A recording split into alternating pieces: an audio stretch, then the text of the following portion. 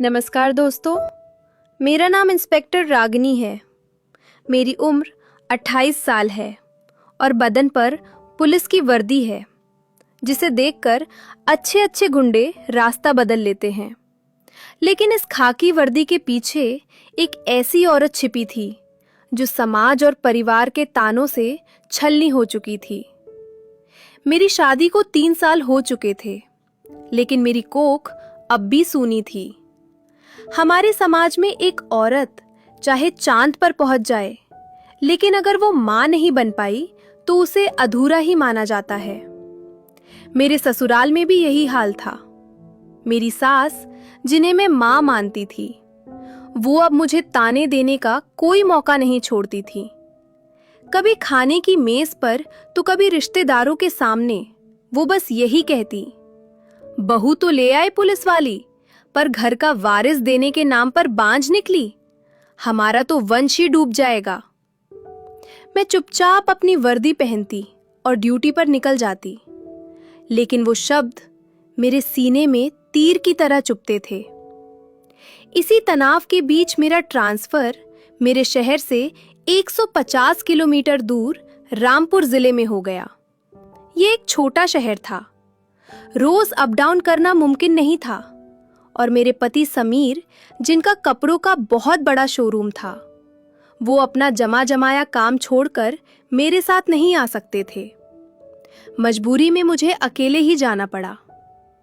जाते वक्त भी सासू माँ ने कहा था, नौकरी छोड़ दे, घर संभाल, शायद भगवान की कृपा हो जाए। लेकिन मैंने मना कर दिया। ये नौकरी ही तो थी जो मुझे मेरी पहचान देती थी, वरना घर में तो मैं सिर्फ एक नाकाम औरत थी।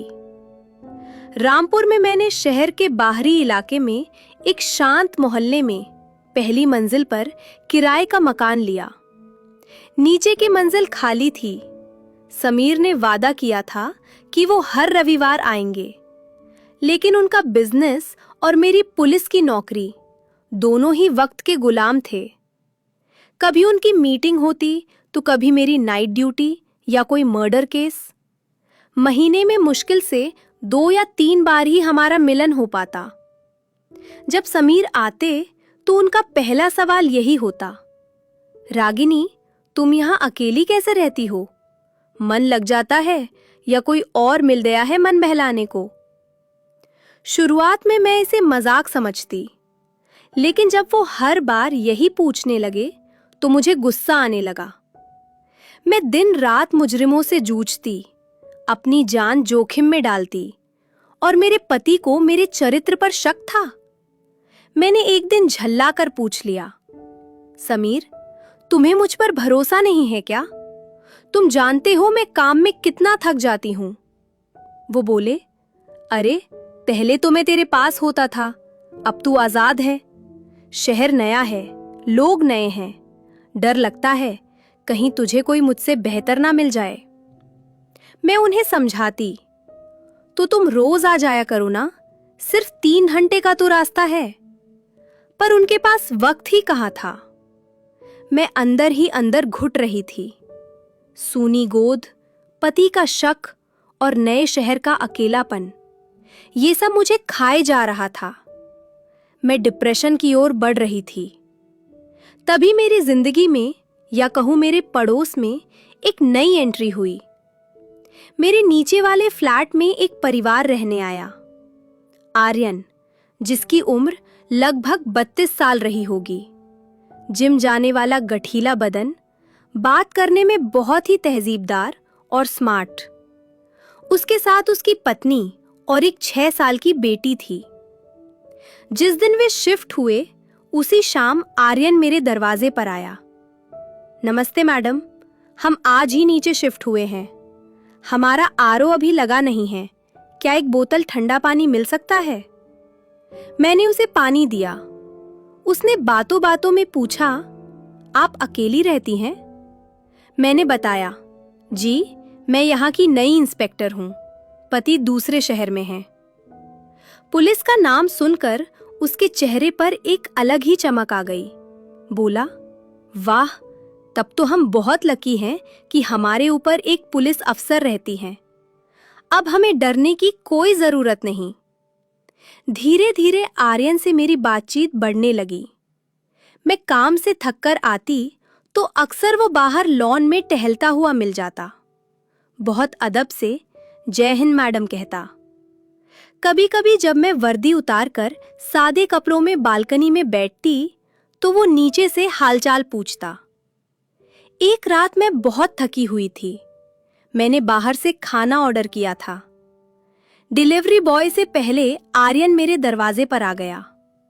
उसके हाथ में एक टिफिन था। बोला, मैडम, देखा कि आपने खाना नहीं बनाया। बाहर का खाना खाकर बीमार पड़ जाओगी। आज हमारे घर राजमा चावल बने थे। मैंने सोचा आपको चखा दूं। उसकी यह फिक्र मुझे छू गई। इतने बड़े शहर में मेरा ख्याल रखने वाला कोई तो था। आर्यन अक्सर मेरा छोटा मोटा काम कर देता। कभी सब्जी लाकर रख देता, कभी मार्केट से फल। वो कहता, आप देश की सेवा कर रही हैं, खाए ई इतनी सेवा तो कर ही सकते हैं। मैं एक औरत थी और एक अकेली औरत को सहारे और मीठे बोलों की जरूरत होती है। आर्यन की बातें मुझे अच्छी लगने लगी थी। हम घंटों बातें करते, कभी राजनीति पर, कभी महंगाई पर, और अक्सर वो मेरी खूबसूरती की तारीफ करता। रागिनी जी, आप वर्दी में जितनी सख्त लगती है, असल में उतनी ही कोमल है। समीर भाई साहब की किस्मत बहुत अच्छी है, वो अक्सर कहता। लेकिन एक चीज थी जो मुझे हमेशा खटकती थी। आर्यन कभी अपनी पत्नी को मेरे पास नहीं लाया। मैंने कई बार कहा, अरे कभी भाभी जी को भी ऊपर भेजो, मेरा भी मन लगेगा। वो हर बार कोई बहाना बना देता। अरे वो बहुत शर्मीली है, या वो गांव की है, उसे बात करना नहीं आता, अनपढ़ है बेचारी।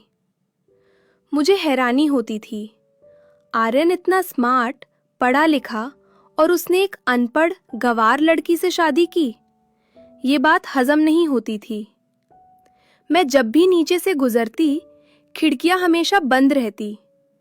कभी कभी पर्दों के पीछे से मुझे किसी की परछाई दिखती जो घूंघट में लिपटी होती थी। उसकी बेटी, जिसका नाम रिया था, वो भी बहुत अजीब थी। बच्चों की तरह चहकती नहीं थी, हमेशा डरी सहमी रहती। एक दिन मैंने रिया को सीढ़ियों पर अकेले पकड़ लिया। मैंने उसे चॉकलेट दी और प्यार से पूछा, बेटा, तुम्हारी मम्मी बाहर क्यों नहीं आती? उन्हें मुझसे मिलवाओगी? बच्ची का चेहरा एकदम सफेद पड़ गया। उसने चॉकलेट हाथ से गिरा दी और बिना कुछ बोले भागकर अपने घर में घुस गई और अंदर से कुंडी लगा ली। एक पुलिस वाली होने के नाते मेरा शक अब यकीन में बदलने लगा था। कुछ तो गड़बड़ थी उस घर में। मोहल्ले की औरतों ने भी दबी जुबान में बताया कि उस घर से कभी कभी रात में रोने की दबी हुई आवाजें आती हैं। लेकिन आर्यन बाहर आकर सबको कहता है कि उसकी पत्नी बीमार है, उसे दौरे पड़ते हैं। समीर को जब मैंने फोन पर आर्यन के बारे में बताया तो वो फिर से जलने लगे। लगता है तुझे वो पड़ोसी कुछ ज्यादा ही पसंद आ गया है, सारा दिन उसी के गुणगान गाती रहती है, समीर ने ताना मारा। मैंने उन्हें समझाया, समीर, ये जलन का वक्त नहीं है। मेरा पुलिस वाला दिमाग कह रहा है कि वो आदमी ठीक नहीं है। उसकी बीवी कैद में रहती है, बच्ची डरी हुई है, मुझे शक है। समीर हंसे। तुम पुलिस वालियों को हर जगह क्राइम ही दिखता है। खैर, मैं कल आ रहा हूं, देखूंगा कौन है ये आर्यन। समीर आए, 2 दिन रहे। आर्यन उनसे बहुत अच्छे से मिला, पैर छुए, इज्जत दी। समीर को वो बहुत पसंद आया। जाते वक्त समीर ने कहा, रागिनी, तुम नाहक ही शक करती हो। बेचारा कितना सीधा लड़का है। उसकी बीवी शायद सच में बीमार होगी मानसिक रूप से, इसलिए वो उसे छिपाकर रखता है। तुम अपनी जासूसी बंद करो और हमारे बच्चे के बारे में सोचो। समीर चले गए, लेकिन मेरा मन नहीं माना। समीर के जाने के उसी शाम मैंने अपना जाल बिछाने का फैसला किया। मुझे पता करना था कि उस बंद दरवाजे के पीछे क्या राज है। शाम को आर्यन कहीं बाहर गया था, लेकिन जल्दी लौट आया। मैंने देखा कि उसकी बीवी आज भी नहीं दिखी। रात के करीब 9 बजे मैंने आर्यन को फोन किया। मैंने अपनी आवाज में थोड़ा नशा और दुख घोलकर कहा, आर्यन, तुम फ्री हो क्या? उसने तुरंत पूछा, जी मैडम, क्या हुआ, सब ठीक है? मैंने कहा, नहीं, समीर अभी अभी गए हैं। मुझे बहुत अकेलापन लग रहा है। आज तो उन्होंने ठीक से बात भी नहीं की। मेरा मन बहुत उदास है। क्या तुम थोड़ी देर के लिए आ सकते हो? मेरे पास कोई बात करने वाला नहीं है। शेर जाल में फंस रहा था। उसकी आवाज में छिपी खुशी मैं महसूस कर सकती थी। बोला, अरे आप उदास मत होइए, मैं अभी आता हूं। वैसे भी आज मौसम बहुत अच्छा है, थोड़ा मूड हल्का करते हैं। मैं कुछ पीने का इंतजाम करके लाऊं? मैंने कहा, हाँ, ले आओ।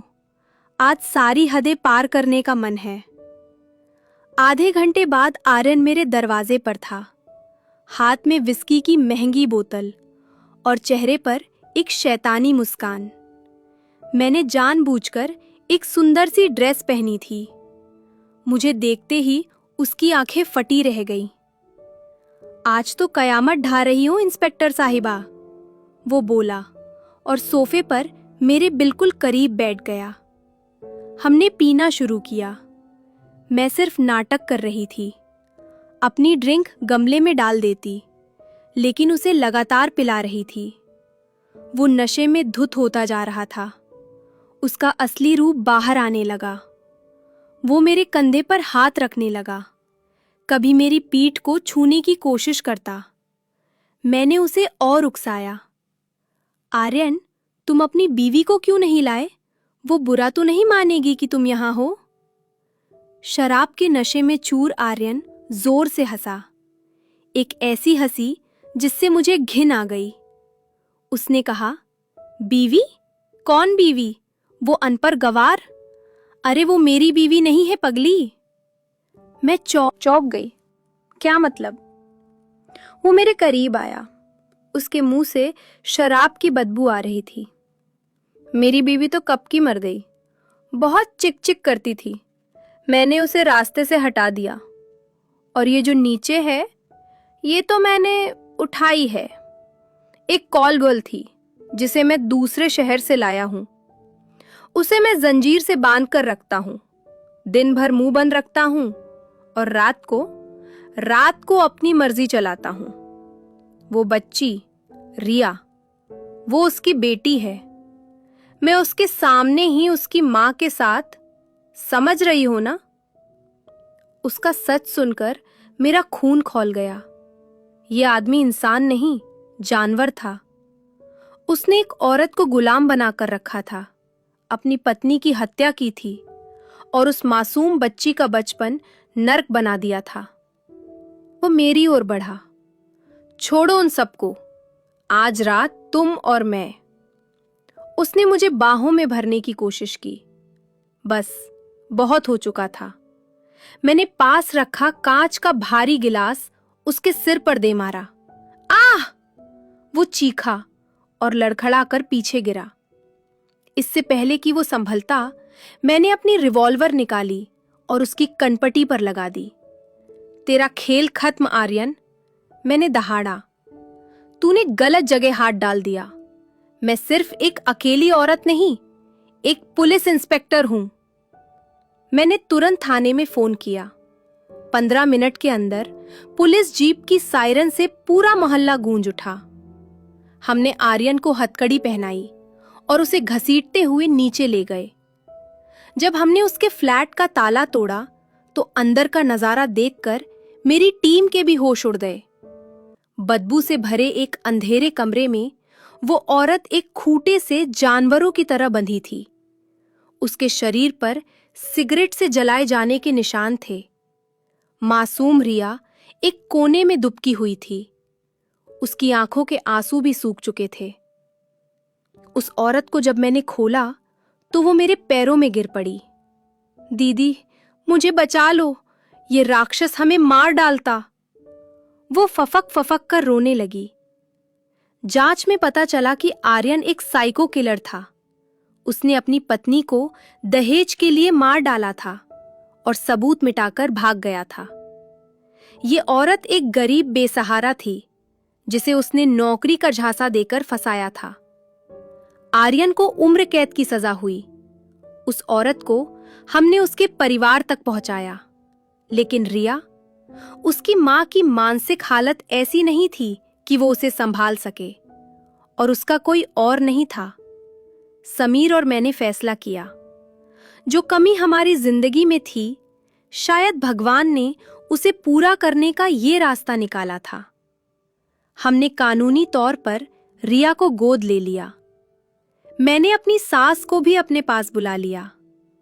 रिया की मासूमियत ने उनका दिल भी पिघला दिया। वो अब उसे ही अपनी पोती मानती हैं। और दोस्तों, कहते हैं जब आप किसी के जीवन में खुशियां लाते हैं तो भगवान आपकी झोली भी भर देता है। रिया को अपनाने के 4 साल बाद मेरी अपनी कोख भी हरी हो गई और मुझे एक बेटा हुआ। आज हम सब साथ हैं, खुश हैं। तो दोस्तों, ये थी मेरी कहानी। ये हमें सिखाती है कि हमारे आसपास क्या हो रहा है उस पर हमेशा नजर रखनी चाहिए। वर्दी सिर्फ पहनने के लिए नहीं, बल्कि रक्षा करने के लिए होती है। कहानी पसंद आई हो तो वीडियो को लाइक करें और प्यार और कहानियां चैनल को सब्सक्राइब जरूर करें। जय हिंद।